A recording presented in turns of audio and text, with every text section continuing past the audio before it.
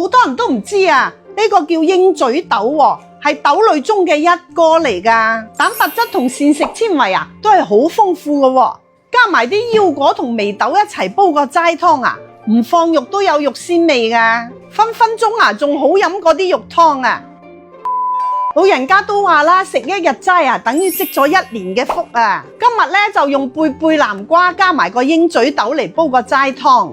材料咧仲有粟米、馬蹄、生腰果同埋眉豆。重點咧就係呢個鷹嘴豆啦，我哋老友記啊一定要識佢啊！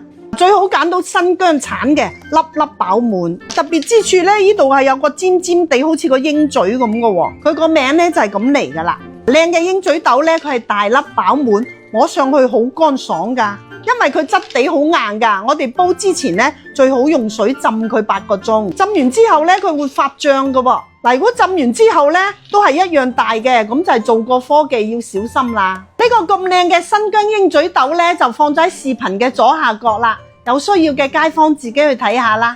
嗱，生腰果咧無論係煲咩齋湯咧都可以放一紮落去喎，佢入邊有豐富嘅堅果油同埋不飽和脂肪酸。煲出嚟嘅湯啊，唔放肉都有肉鮮味噶。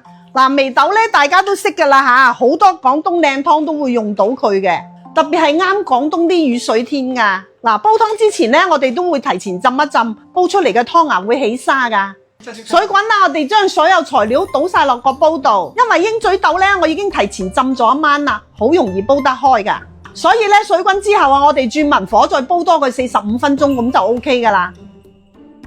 嗱，呢個湯放少少鹽落去調味就可以噶啦。哇，飲落去啊，清清甜甜，嗰啲鷹嘴豆同埋眉豆啊，食落去粉粉糯糯。今晚都唔使煮飯啊，我就食呢個。特別係呢輪大魚大肉多，想換下口味嘅。呢個視頻啊，要記得收藏好啊。關注白姑，日日有靚湯。